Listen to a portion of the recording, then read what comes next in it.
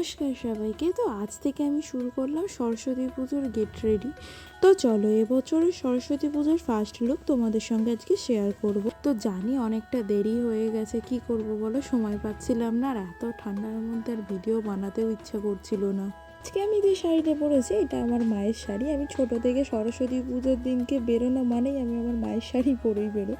দেখো, আমরা মেয়েরা সারা বছর শাড়ি পরি আর নাই পরি, বছরে কিন্তু এই একটা দিন আমরা শাড়ি পরবই। আর তোমরা বলো, সরস্বতী পুজোর দিনকে তোমরা কি ড্রেস পরবে, কার সাথে বেরোবে, কটা কটা ড্রেস সিলেক্ট করেছে সরস্বতী পুজোর দিনকে, আর কোথায় কোথায় যাবে আমাকে একটু কমেন্ট করো। আর হ্যাঁ, এই 2026-এর সরস্বতী পুজোয় কার কার আমার মতো শাড়ির কুচি ধরার মতো পার্টনার হয়নি একটু কমেন্ট করো তো। মা সরস্বতীও মনে হয় চায় না যে আমরা সরস্বতী পুজোর দিনকে বেরোই।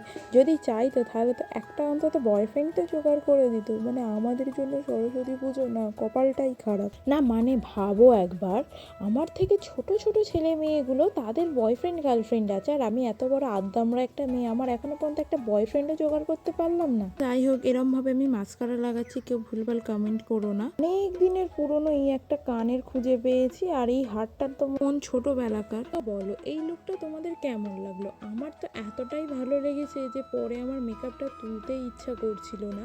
এরকম মাঝের মধ্যেই হয়, এক একটা লুক আমার এতটা পছন্দ হয়ে যায় যে মেকআপটা তুলতে হলেই না কষ্ট লাগে।